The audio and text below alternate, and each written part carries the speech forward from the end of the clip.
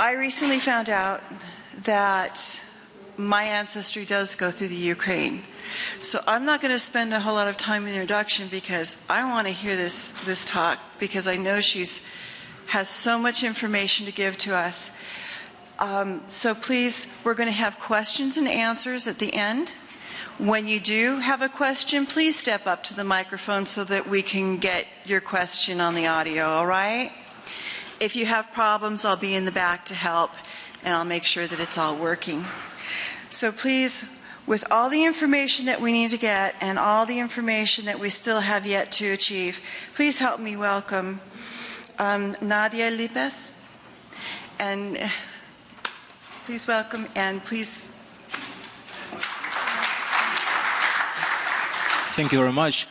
After the first session we have this morning, I promised to my wife not to talk a lot, so I will be very short. So we are the researchers at Ukraine with more than 5 years of experience researching in Ukrainian archives. So today we provide you the short availability of what you can find in Ukrainian archives. We want to show you the metrical books, census tales, and all other very unique documents that could be found. I just want 2 words. Hello to everybody. As my husband already, it's my second speech for today. I think that my English will be a little bit better than the morning one, especially because it's not morning anymore.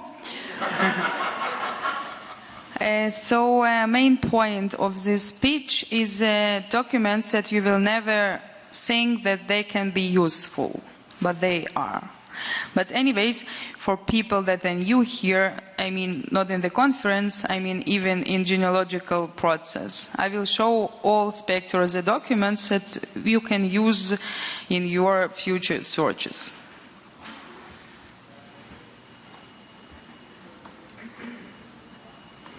So this is Rabbinical birth record. Normally, in most of rabbinates, there is 2 sides. A Russian side and Hebrew side. In Russian side, we have a little bit more information than in Hebrew one.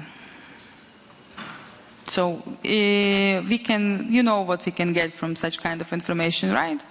Who born, parents' name, and only one important thing could we take from this document is Mishanin, or citizen of what city this person was. I mean, father of this person was. Why do we need this information? Because only if we know this information, we can search census books and so on about his family. Because very often this person was Mishanin of woman, for example, is here, and really the child was born in Kiev, for example, and you are trying to search Kiev documents. Of course, families not exist. Why? Because it's Mishanin of another gubernia. So this is a Hebrew variant of the same record.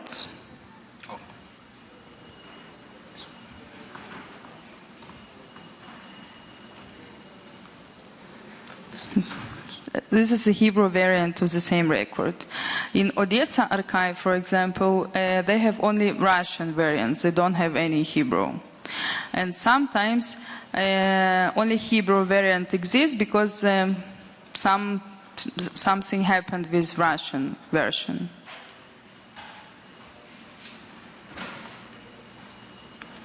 And this is example of rabbinical death records. So information that we can get from here is who is dead, Mishanin of what again it was, how old was he, and why he died.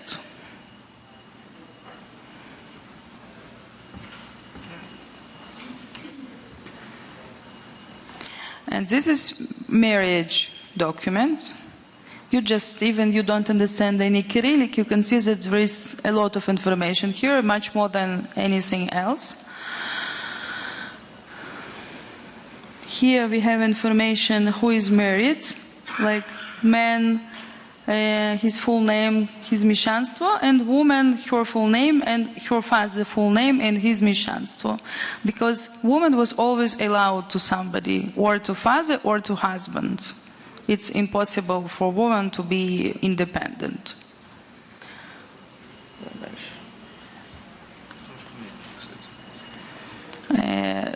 It's a Hebrew copy of the same marriage document. Ну все, давай.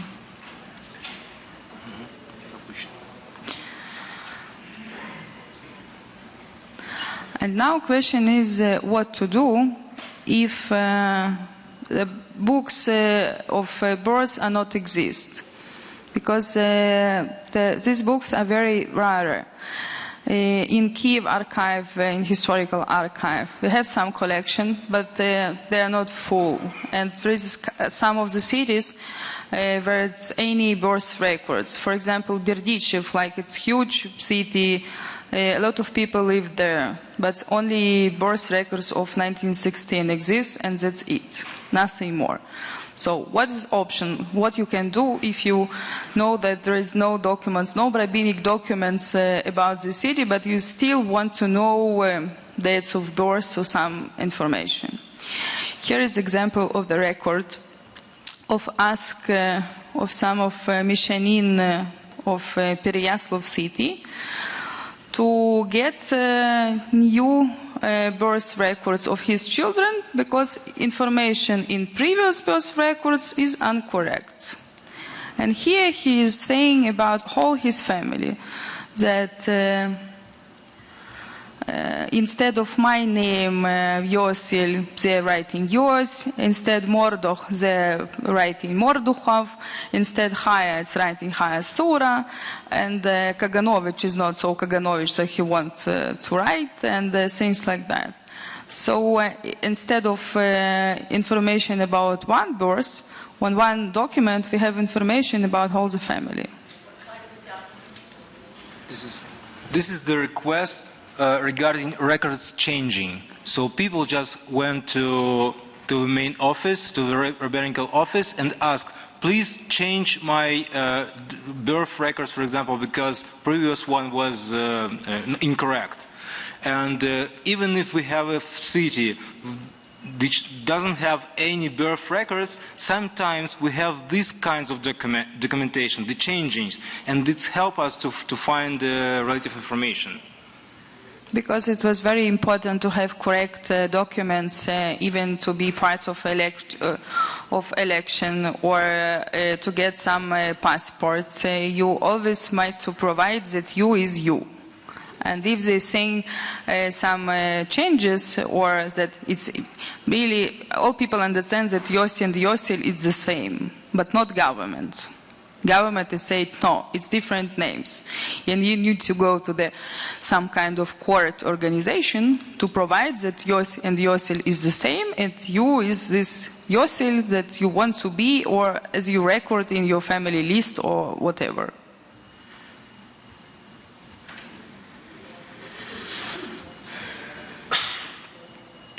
And this is example already of Soviet registration documents. So this is Soviet ZAGS documents, and this is birth of my grandfather. So here we can see that he was born in the 7th of May 1923, and his name was Mendel, and his father's name was Gersh. He is still alive. He lives in Akko. And in his documents is written that he was born in the 7th of November, and he was born in 1922. I'm talking about person who is alive, and already we have incorrect documents. And he is in his documents Mikhail Grigorievich. I mean, instead of Mendel, he is Mikhail, and instead of Gersh, he is Grigorievich, because Gersh and Grigori is the same thing. And you see that there is no changes in the documents, as we can find here. Because normally in a person in Soviet Union or in previous rabbinical records wanted officially to change his name, he just doing the same thing. They came to court, as I told you, and said that now I don't want to be Gersh, now I want to be Grigory. And you see this change. And it's officially that in all these records, he's Grigory now.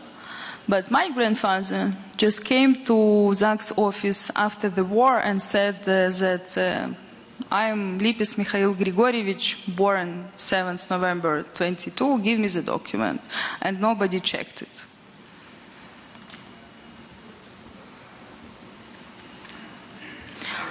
And this is another side of the document. Here is information about his parents and their occupation very often, which was not used in rabbinical documents before. Only a couple of years in the middle of Ukraine they were using the occupation of the father, but I don't know from what reason, but they never used it after. And Zak's office was used it again, not till they're not using it now, but 20 years they were using this thing. And this is Zak's records about death. So again, this is my grandfather.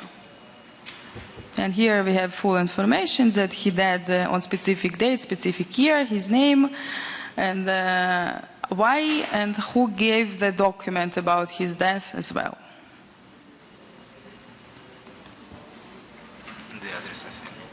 No, address тоже, нормально. And his occupation as well.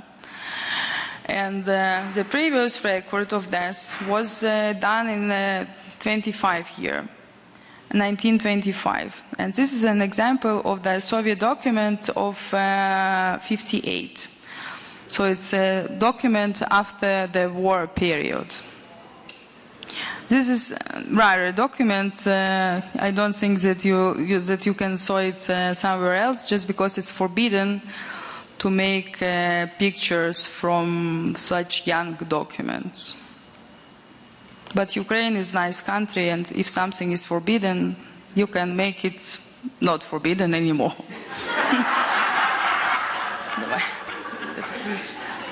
This is like another part of the same document, and in our case it was very important to get this picture because here is listed one relative of my client that my client never thought that this relative exists.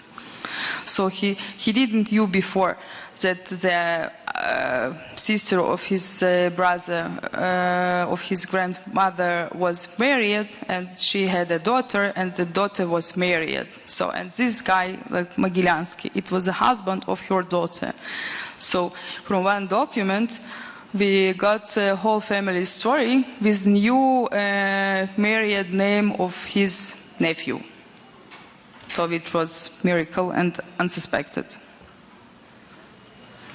And this is modern death certificate, as you see. Again, about my another grandfather. He died at 1950.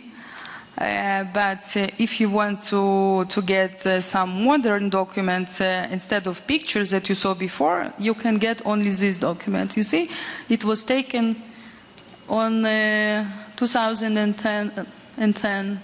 It looks like that.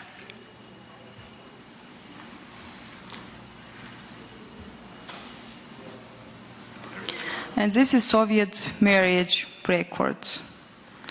So you see that we have less information that we had in previous rabbinical record, because we have only two surnames of men and women, their age, and where they were registered in Kharkov. That's it. Nothing about previous information. Either they were born in Kharkov or something else.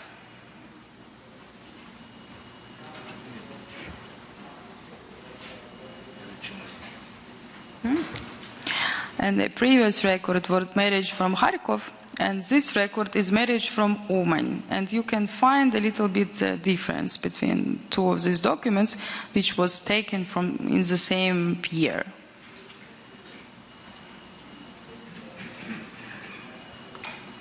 because this document has even another side, and on this another side is written what documents they provide to the ZAGs, because it was impossible in Uman even to come to ZAG's office without any documents and said, I want to marry it.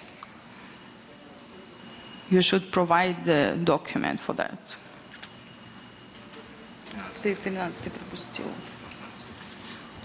Just a second. Now we are going to show census tale of, this is a front page of it. So this is the front page of merchants and normal citizens of 1958 of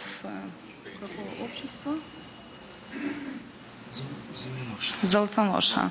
From Zolotonosha, census 1858. Yeah. All censuses like that, I mean census 1818, census 1834, census 1850, they looks like the same. It's from Cherkasy Archive, city Zolotonosha.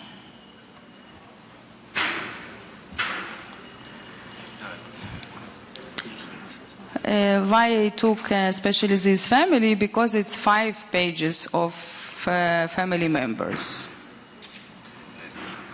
So sometimes the families in the census tales not so big, but these examples show you. So I just will click on the book. So see, this is all the one big family, all that pages. The 5 pages of starting from grandfather and his sons, and the father and his sons, and the sons and their sons and their sons, and all the nephews, all the other branches. It's all in the one book in the 5 pages. They're all living in one house. Oh, I think it was more houses, but they're written in one census, in one record, because they lived together.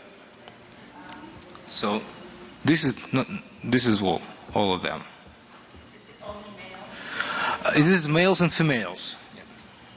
That's why I'm saying that it's typical census, because this side, for example, this is a woman's side. This is man's side, and this is woman's side. And each census that I told about, they are the same. Only army records, censuses doesn't have women's side, because the women are not going to the army, so they are not so interested to the government. And there is one more difference between men and women. As you see, here you have 2 lines of ages, first one and second one.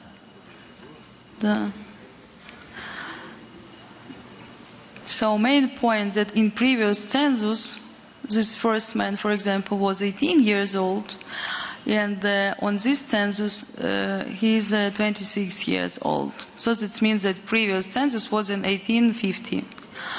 And on woman page, we have only her age now.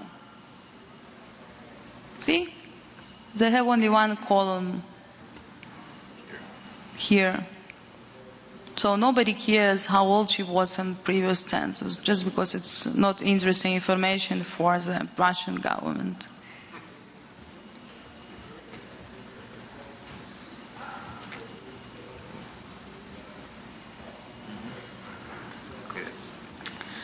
And this is a bit different census. It's 1980, but this is additional census. What's mean additional census? Additional census, it means that somebody was lost. For example, here is written that on the normal census, which have been on 1816, was some Leiba Manusevich. But his nephews, Manya, Manus and Yos, were lost. And their age for this moment, it means for 1818, is 11 and 14 years old, for example. In many cities, only additional censuses of the cities exist, and not normal one. That means that if your family was not so like rules and trying to save money with taxes and things like that, somebody of your family should be listed here. But if your family was polite and paying tax and was registered on the correct time, your family will be not registered on this census. But I can tell you something, I never thought people that will be never listed on this census. Even if they try to be nice and official and so on, sometimes there is a small children which were born on this short period of time. I mean, the previous census was in 1816, and child was born in 1817. Of course, he wasn't listed on the previous census, but it wasn't fault of his father. Just it's a new baby, and such kind of children are listed as well. And this is the second part of the census. Very often there is no woman here because, again, they were not interested about lost women, but they were interested about lost men, because only men were paid taxes and only men were going to the army. But on this census they are.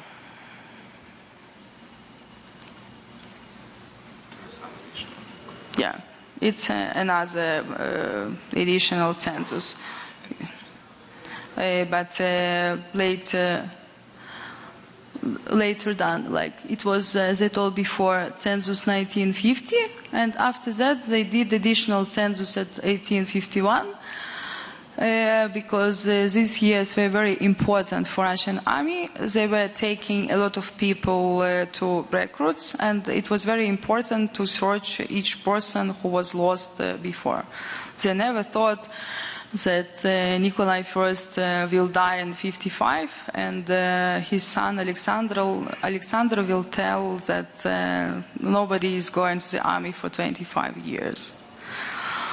So they were collecting people. And here you see, like, what's the big problem with additional censuses? We don't see full family. And here on these pages we have only somebody who lost. And most of these people is a born baby. You see? Here is written, this baby was born. And these people were lost from some different reason.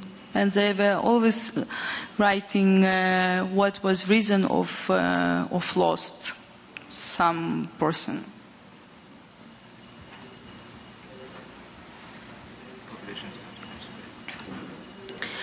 And this is a census which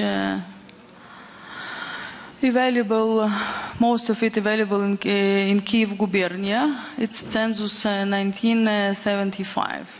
1875, and here you have only men.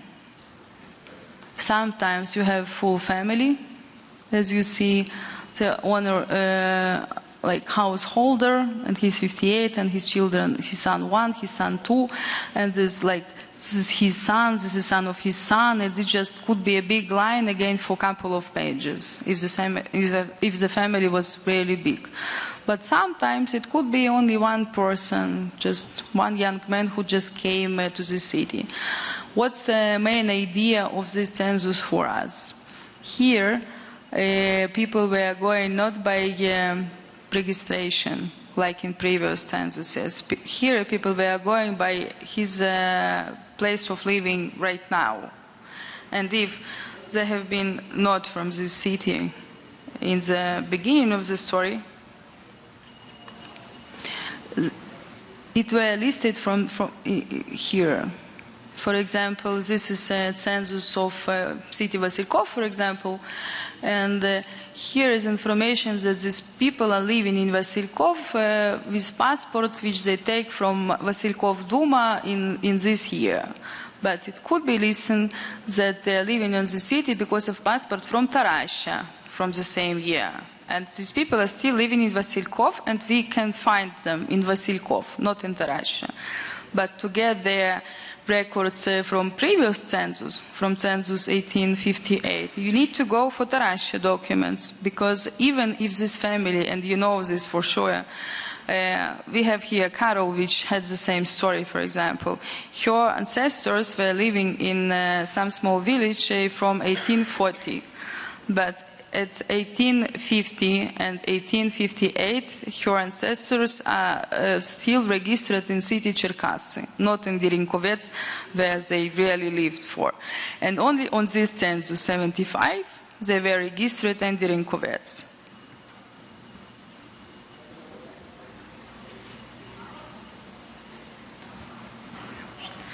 This is another just example. This is page from Berdichev, the same census. Berdichev 75. And Berdichev city census is books from something like 800 pages, full of people, and only in 75. And census 97, it's 108 book files, each one 250 people. Berdichev was a really big city, and only one book about birth records, you remember.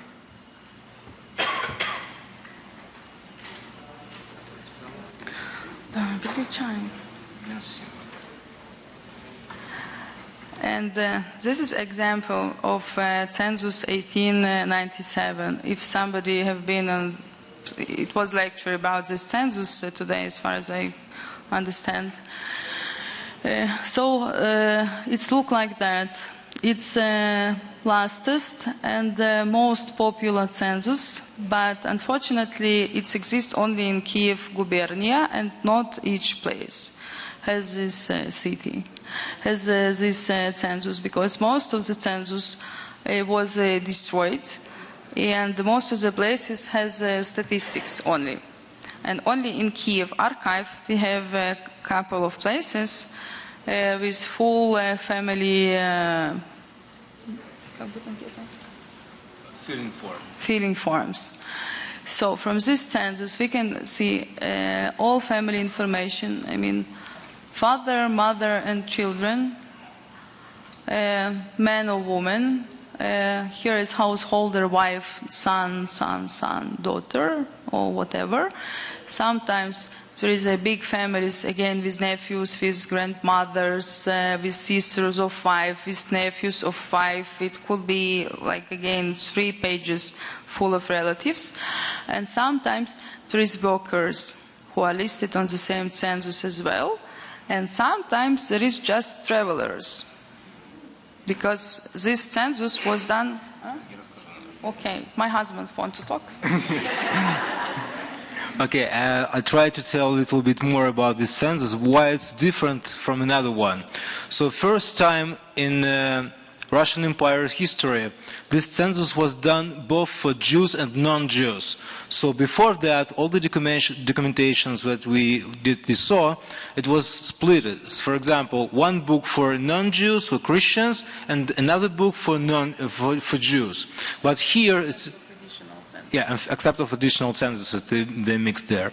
But here, it's the first time in Russian Empire history, all the people were recorded by their place at the same time. It was one day or several days in January 27, I think, in 1897. And the people who did the records just came to the house and write down everybody they saw there. That means every guest, just people who walk around, they're recorded there. So, for example, if for example you know that your ancestors live, for example, in Berdichev, there is census 1897 in Berdichev, and we check it and we see there is nobody there. There is no such a family, or there is no such a man.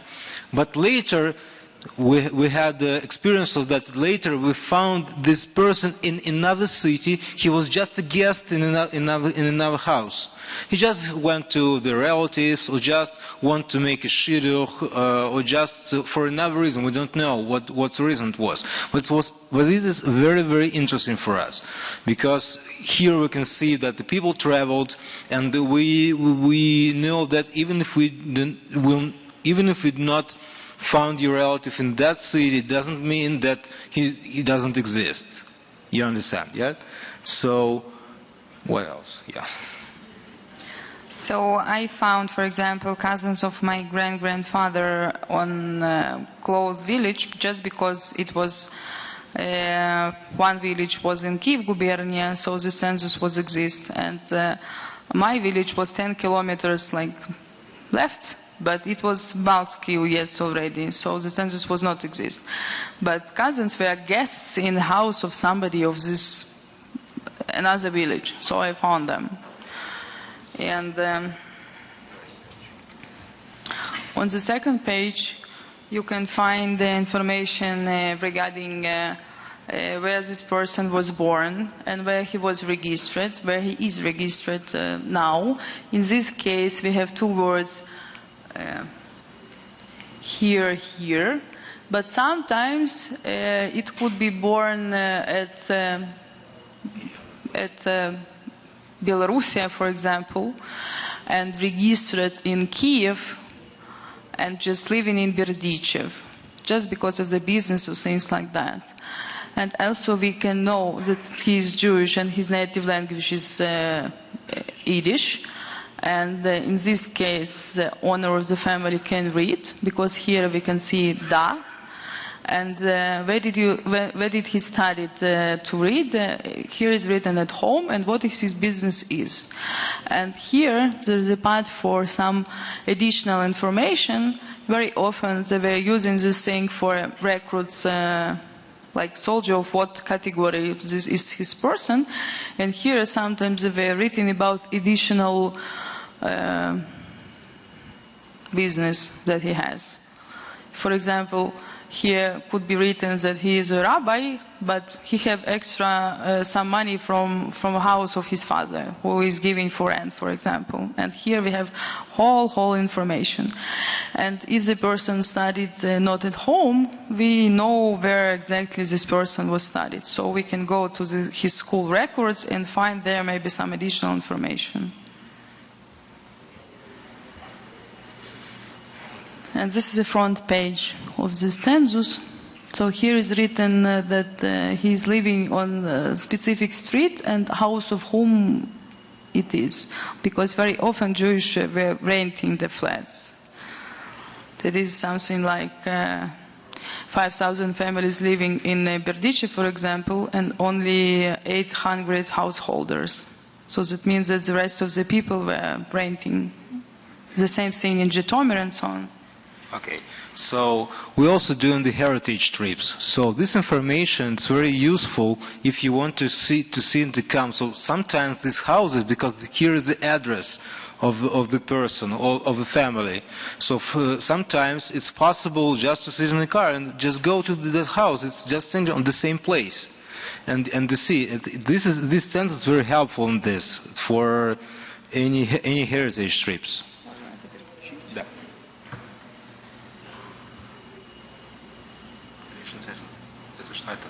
And this is householder list that I was talking about, that it's like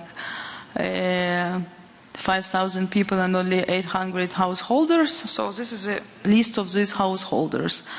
We can't get many information from these kinds of documents except of the full name of householder.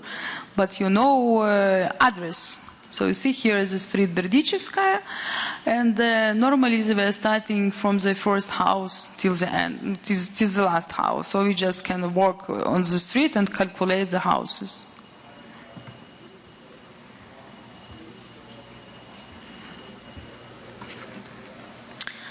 And here is very, again, rare documents. It's people who was exiled from the village, exiled from the villages after the war 1882. It exists only for Uyezd, Kanev, Kiev, Cherkasy, and Chernigov. But here we can find again full information about the family and what happens with this family after 1882. For example, on this page, here we can see that here because the government told this Jew go out from his village, he moved to United States. And here we have this information that he moved to United States at 1888, 93. Just because it was not allowed for him anymore to live in his village, in his own house.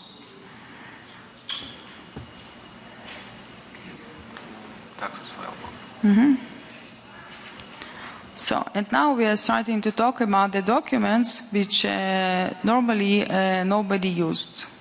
This is the tax books. So here we can find the full business name of taxpayer. So here, for example, Shechman Gershka Boruchailevich. So we see that there is full name, like private name, father name, and that his business is in Tetiev. And normally this books about whole Uyezd, not only about the specific city. And what is his business is? In that case, he is buying eggs, fresh eggs from the farmers, and living in Tetiev as well. Sometimes people had a lot of businesses in different places, and all these businesses are listed in such kind of books.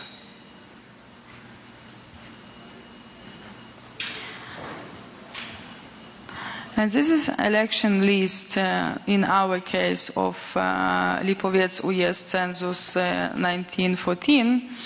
But you know this census from Jewish Gen, I think 1906. It is digitalized in Jewish Gen, so very often when people are trying to find their ancestors and they don't know where exactly they were from, it's easy to put their surname to such kind of database and to find their ancestors first here.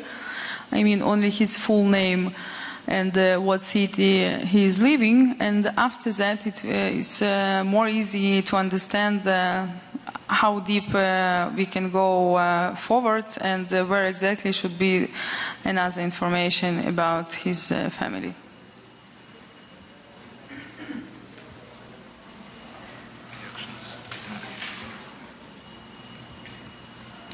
And this is another type of the documents that nobody knows that they exist. This is election list from the synagogues.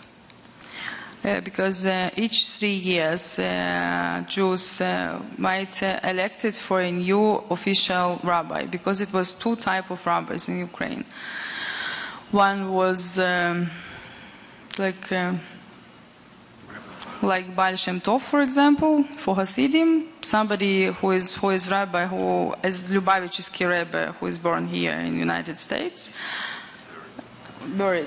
was buried in the United States, and one was official Rebbe who wrote all these birth metric and so on books. Why government decided that they need this rabbi? Just because they needed somebody who can write Russian and can hold all these metrical books in Russian and Hebrew as well. But they wanted to make some like freedom for a Jewish kahal, so it was like elections. It's not means that the rabbi who was elected by synagogue was really a rabbi before chief of the city was handed this document. But anyways, because of these elections, we have a lot of documents with signatures, as you see, of elected people. So this is one of the documents when it's possible to find the original signature of your ancestor. And sometimes, in my case, for example, my grandfather was sing on Hebrew, and only from these documents I know that my original surname is not Lipes, it's Lipis, because he was writing in Yiddish double E.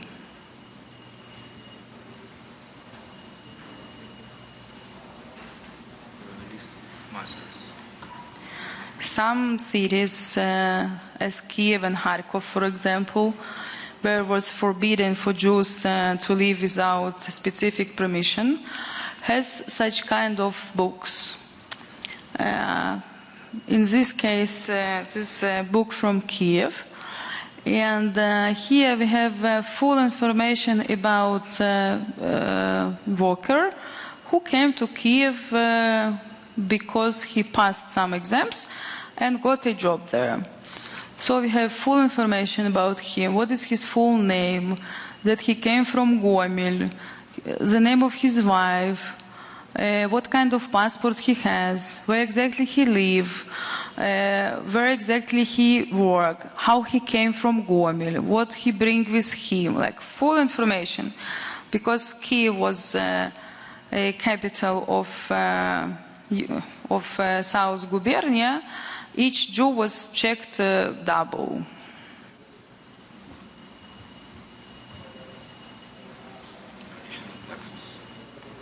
And this is another kind of tax document. This is additional census. So you don't have here information about where exactly was business, but here you have information why this person paid taxes. For example, here is written that this guy paid taxes from his house, which he gave for rent to somebody. So now we know that we can try to find his name of householder list and so on. So it could be found some additional information about this person.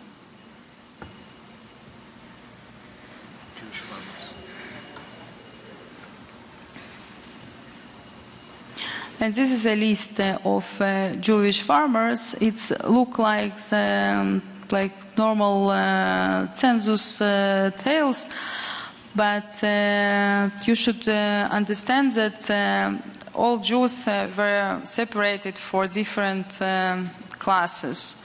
It was merchants, it was workers, it was regular citizens, and it was farmers. And each such kind of person was listed in different book. They never could be written together. So this is separate book only for Jewish farmers.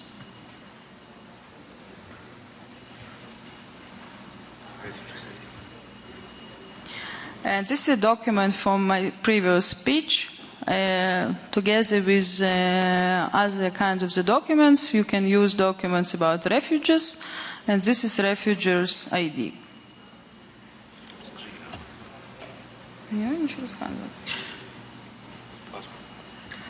And this is passport documents. So somebody asked me today twice, what about passports? So it's look like that. What's mean passport? For how long it was possible to take it? It was different kind of passports, but most of them were for 6 months, you see? Here is written 6 months, 6 months. What can person do with passport for 6 months if the trip to United States, for example, takes like 4 months? It seems strange. But you should remember that Jew couldn't go to any place without passport. For example, if you are sitting in village during COVID and you want to go to another city, Kanev, which is quite close to your village, you need to make this passport. Because if police will stop you on the street and you will have this passport, you will be arrested. And you will pay a fee. Because you don't have passport. So people that need to move, even through one uyezd, even through one gubernia, would need to make this passport.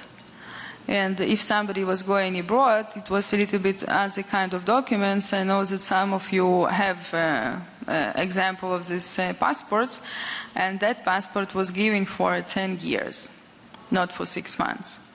But even such kind of passports were given for 1 year, so for 12 months. So what information we have from this passport?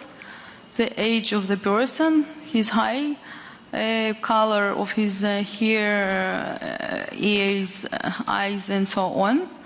If he has some special marks. And as far as you understand, the Jews didn't like, and this passport was cost money as well. It was 1 ruble price for this thing, and 10 rubles they needed to pay for a passport to go abroad. So a lot of Jews didn't have any money to pay even for 1 passport. So I think that in one village was enough people with blonde hair and green eyes. So maybe a couple of times, like one village, were using 1 passport. No, of course they needed to pay for somebody with brown eyes and hair. But still, it wasn't so problematic to use passport somebody else. And from another side of this passport, we can find again a signature of the person who took this passport from government office. Ну вот и говори про погромы. Давай. So this is a part of my future speech today, tomorrow morning at 9. This is I will talk about the pogroms documentation that could be useful for genealogical research. So here is only 1 page, 1 example what could be found in this documentation. This, for example, about the city Lipovets, and it's 1919, I think. Yes. This is short description what happened in this city.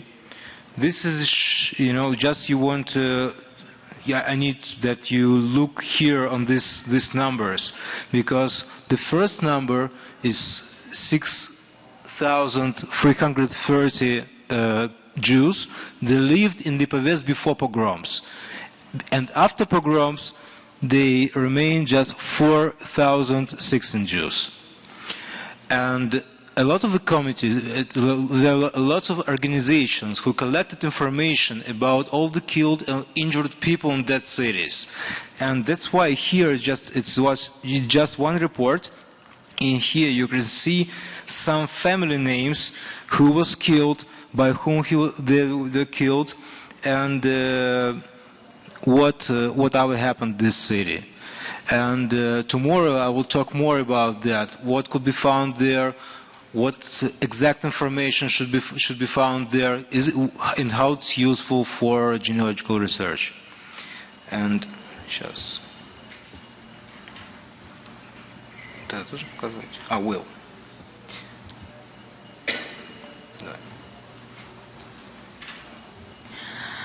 And sometimes I'm saying to my clients that I can search notary documents about their city, and they're asking me for what. So this is the answer. For will. And this is an example of a will case from Zhytomyr archive. So.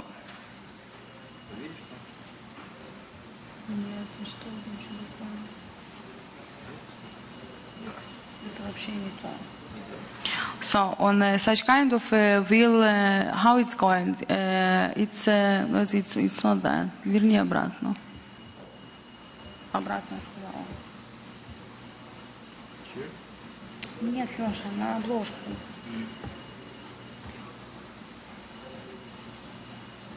So here we have some strange problems with pictures, but never mind. This is a will case, and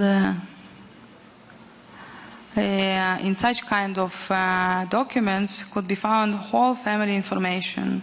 I mean, the person who is leaving this will in a notary office normally is listing all his family, just because he need to write exactly to whom he is giving money and why, and to this daughter is going house, and to this granddaughter is going 200 rubles, and normally it's cases for a couple of pages, and all these cases, it's cases for 1 person, of course.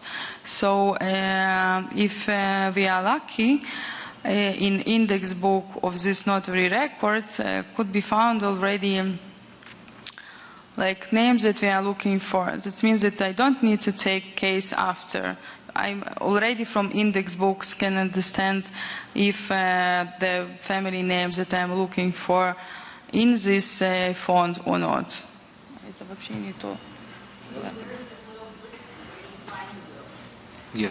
In notary records, about, for example, in Zhytomyr, there is archive, there is not so many specific city records, for example, Berdichev, because most of Berdichev documents are in Kiev.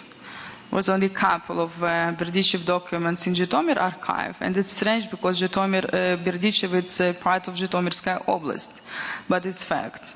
Most of the documents are in Kiev, but there is something like 15 notary books there.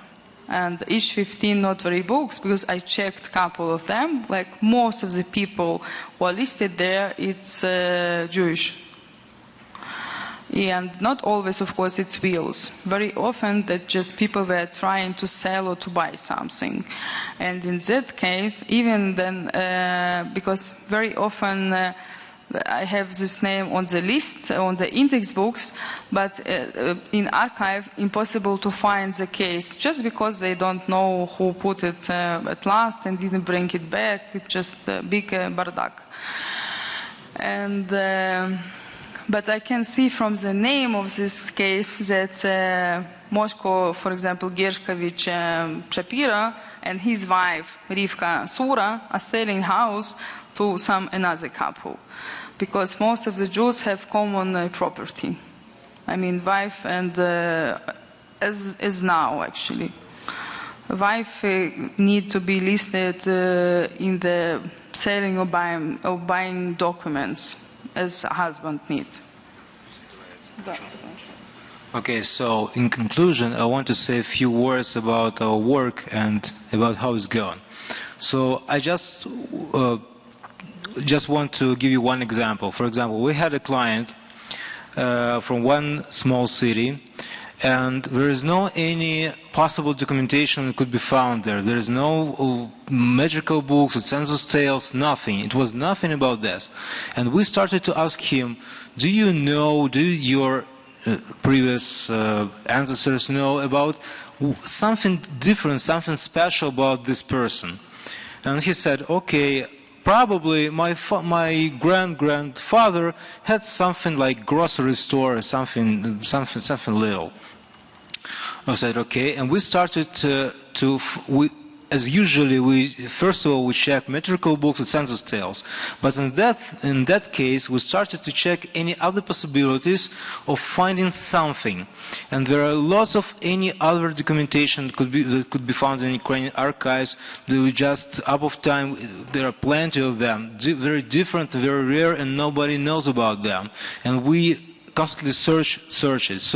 And we found police funds and tax funds, and found this person, this grandfather. He lived in one small city and wanted to remove his business to another village.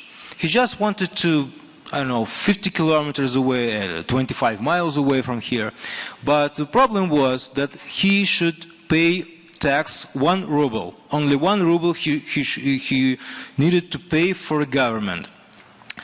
And the police fund says, okay, and this is just reports about this. So we are policemen, Ivanov, something like this, came to search this person to get this 1 ruble, and there was nothing there. And this person disappeared somewhere, and he wrote to his chief, please. What to do? I cannot collect this 1 ruble from this person, and the chief of police said, "Okay, do it again." And we did it again. They just came, and this is a big book about these journeys, on one way and another way of these policemen. They cannot find him, and finally, at the last page, it was written that this person, to avoid payment 1 ruble, went to Argentina. And this is only one example. And a lot of information, even police fonts is the most interesting fonts from each fonts that are available. Just because if something is not survived, the police fonts will survive always. So in police documents we can find a lot of different information. I mean, any of it, asks, permanent visits, changes in the document, if person was in Bund or Appellation or something, of course police were looking on him, and sometimes like big cases are available regarding one person. And sometimes it's very funny stories about that. For example, one big merchant was found together with one Zionist rabbi, and police started to search him, and in the end of the story they took his documents from his hotel. And he began to write letters to police office in the main city, not in the small city where he had been. He began to write letters to a big city. That policemen from this city took all my business documents. They are in Yiddish. They can't read it, and I'm writing in Yiddish because Yiddish is my native language. It's easy for me to handle all my documentation in Yiddish. And anyways, they have any translations. They need to wait for 2 months up to somebody from some Jewish school will translate my documents. And all these days I'm sitting here in hotel and I'm losing my money. And and it was something like 5-6 letters. And policemen, of course, were answering. Like, we're so sorry, but we saw you together with Rabbi Tyomkin, and we know that he is a big Zionist and making some movements, and we think that you're giving him money for his illegal things. And he's answering, I have no idea who is Tyomkin, because one man was asking for some help from me in the train station. I help him, and I don't understand why from this stupid reason you are taking my documentation, I'm losing my money. And like in each ad, he was writing that I'm losing my money, you are not giving me option to work. I have 5 children, I need to separate all of them. And really a lot of documents could be found like that. Because if police is searching about somebody, there is a lot of lists from the cities. For example, somebody came to study to Kiev, and this person came from Samara, for example. Kiev police is writing to Samara police. Do you know something about this person? And Samara police is answering. We know that once he have been in democratic meeting in Samara. So Kiev police started to search about this person just to understand if this person continue to be some part of political movement or just simple student. And it's cases like, for example, font in Kharkov, which I know as well. I mean, police font. It's something like 10 indexes, and in each index is something like 250 books, and each book could be up to 1,000 pages. And all of these books are full by such kind of stories. Or some stories from the courts. Again, one Moshko decided that Simcha promised him to sell him car by 5 rubles. And Moshka doesn't want to sell him this car anymore for 5 rubles and says that now price is 7, for example. And they are going to judge because they had some contract, and it was some people that saw this contract, and anyways this guy doesn't want to sell, and this guy doesn't want to buy. And it could be again story about like 25 pages of what I see and what he said, and a lot of people could be listed as witnesses. Yeah. And now I think it's time for your questions. Please use the microphone, I think. Yeah, step in line and we will answer you. Thank you. I'm curious about documents from Berdichev for the period 1908 to 1910. So I'd like you to comment as to whether you know whether or not there are notary documents for wills, any documents from the Jewish hospital, and any police documents for that period. It is something like 10 different notary offices was working on that period of time. So that means that there is at least 10 notary phones which could be searched about this period of time. And police documents, I need to check in which archive about Berdichev they should be. I think that they should be in Kiev, but maybe I am wrong. But as I told, there is no metric books or something like that. Anyways. And then the Jewish hospital? A Jewish hospital in Berdichev should be in Zhytomyr. But as far as I remember the fonts, there is no much documentation. I was searching the internet and I came upon JRI Poland, and there was a Tarnopol thing, and it says the records are in the AGAD archive. Oh, it's even though it's Tarnopol? Yeah, it's online. All regarding Galicia and these parts of Ukraine is available online. Okay, my question is, if I want documents, who do I write to?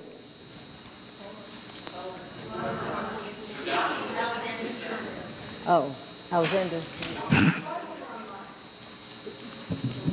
I assume the records that are available vary by where you are in the country. There's two areas I'm particularly interested in.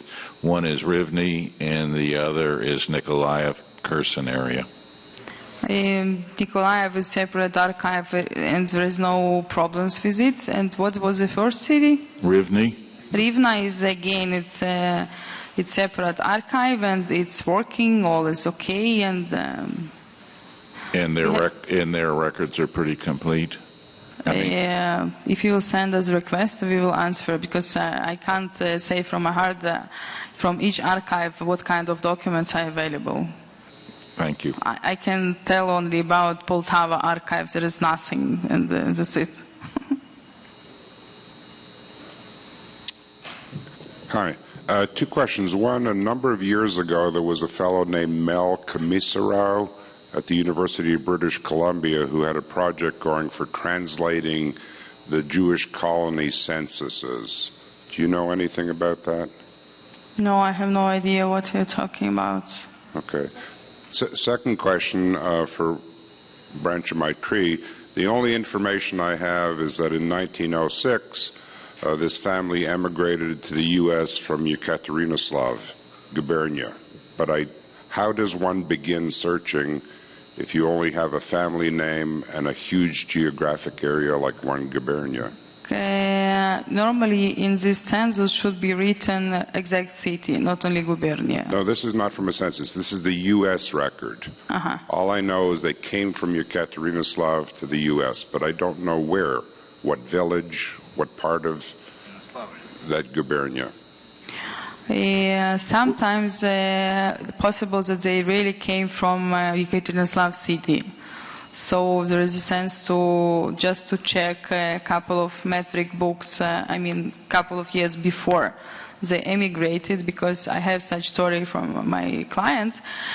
Her grandparents came from Belarusia, both to Yekaterinoslav, get married in 1903 there, and at 1904 she already had baby in London. Okay. But during this stop in Yekaterinoslav, they did something.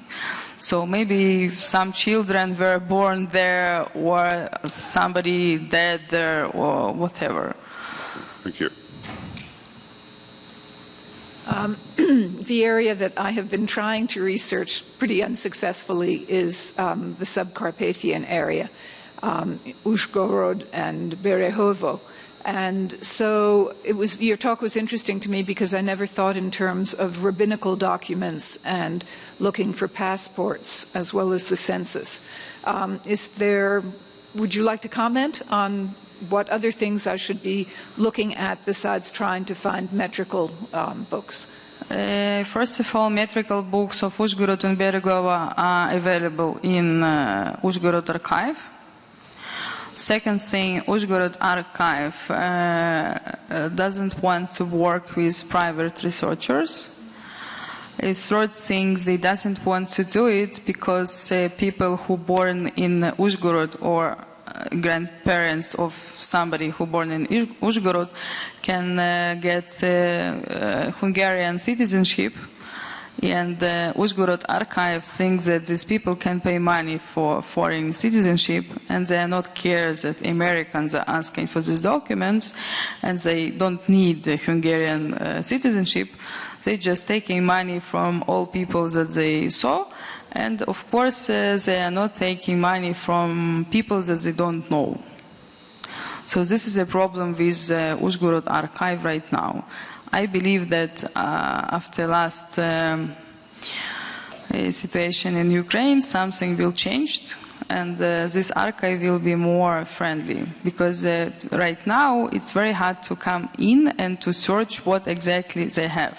Because right now I even can't get an information about if these birth records or death records or whatever there exist. I'm just asking, after that they're answering, oh, we found the document. And I just didn't ask for the documents, I just tried to understand if these years exist. Several years ago I hired a genealogist, and he did in fact find 2 birth records for my family. But that was only 2 children out of 6. And he couldn't go further back. He couldn't find the birth records of the parents. He couldn't find any marriage documents. And so maybe for another day. But I'm just wondering, where would the rabbinical documents be? Or where would the passport documents be? Would they be in the... It always depends what city you are talking about. For example, a lot of documents have been in Beregovo archive, if it's Beregovo region. But if it's Uzhgorod region, it's definitely in Uzhgorod. But each time it depends. And I'm saying to you again that they're not answering for such kind of questions. Okay, so, well, that's... They even don't have normal catalog, index book of the archive. Okay, thank you. You talked about 2 different kinds of rabbis, and my relative was appointed in 1895 in Bogoslav as the rabbi.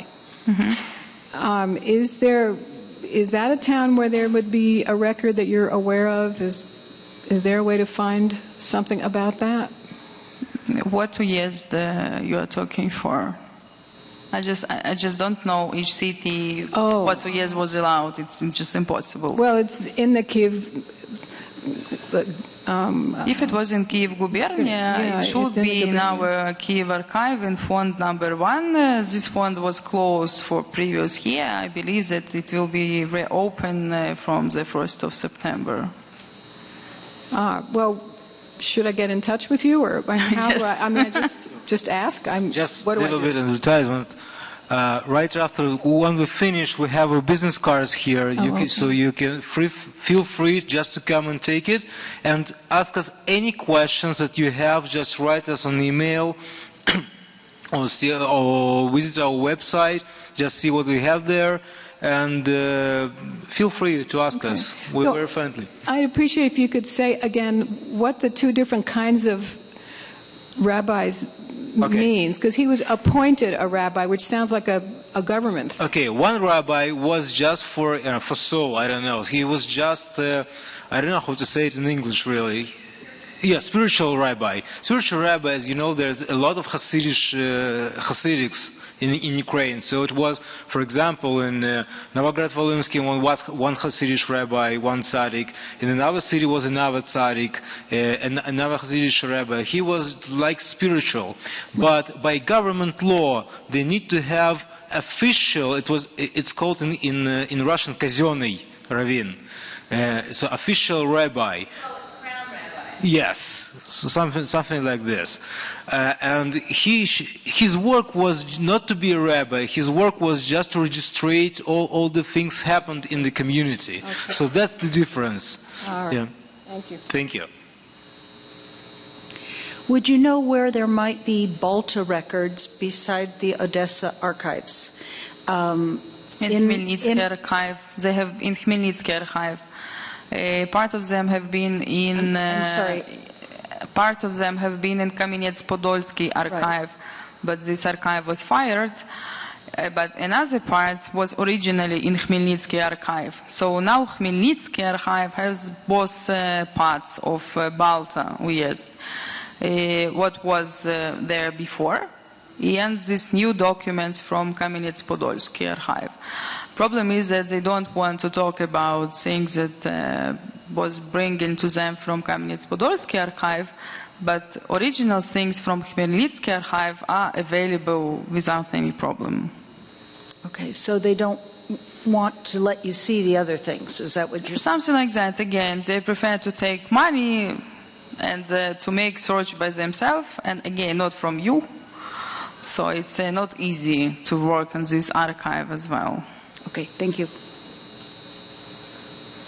I just wanted to thank Nadia and Alexei. One of those slides up there was mine, and I sent them everything I knew about my grandmother's family, who came from a town so small that we used to call it Brigadoon because we thought it only appeared every 100 years, a town called Derenkovitz.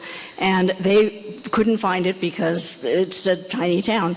They persevered. They found out they were actually from Cherkasy. And I have one of many documents that they have sent me. They traced 2 branches of my family back to the mid-1700s. And this particular document goes back to my great-great-grandparents and shows their names, their children's names, all the way back to up to my grandmother's oldest sister. And I have records with my grandmother's names on them. It also shows that they moved to this small town, and they were cattle dealers, which I know. My grandfather was a butcher. So I highly recommend the work that both of them do. And if anybody wants to see what they found for me, it's all in here. Thank you, Carol. I just was wondering why you were staying in the line. I have 2 quick questions. First of all, you mentioned passports, and I want to know if you can say what percentage of the Jewish population had passports, and was there a certain period of time after which they had to have them, or in which they were used, and maybe before that time people didn't have them? Just trying to get a sense of what years that started. Most of the cases it's passport of men, of course. Okay. Because men need passports for business trips and things like that. Okay. Only rich families were traveling together, together with women. So it's going like, it's available from 1880, I think, till the revolution times. Not all cities has such kind of warrants, of course. And it's something like, I think, 60% from all population, because Jews need to travel anyway. It was business, like they need to move from village to village to buy eggs, to sell horses, to buy corn and things like that. It's just, if you are not moving, you have nothing to eat. Okay. And after the revolution? Women only 10% maybe maximum, and only from big cities, Kiev and so on. What about after the revolution? Because you said after the revolution? Yeah. You said after revolution, each person should have a passport. Okay. Before they had ID documents, after that they had passport. And Jewish people were not Christians. That means Christians which were sitting in kolkhoz, they doesn't have any passport till 67, if I remember right. But Jews normally were living in cities, so each city person has passport, and I had in my collection a couple of Soviet, young Soviet passport examples. Okay. And once I will put it on my website. And then my last question is, I don't know if you've done any work at the Ivano-Frankivsk archives. I want to know if you've had what the working environment is there, and in terms of, do they have extensive collections? Can you repeat your question? For Horodenka, the Ivano-Frankivsk, Kolomeya, that archive, I'm wondering if you've ever worked there, and how, if they're friendly to researchers. Okay. If you are looking for documents again from Poland or from Stanislav area, which is Ivano-Frankivsk now, You have excellent archive in Washington City. It's a Washington Holocaust Museum on the 5th floor. They're working each day from 10 till 5, and all Stanislav, Lvov, and so on documents are available there. Even they're trying to make digitalizing, they're indexing all people that are listed here. I have been there 2 weeks ago, and I saw all these documents.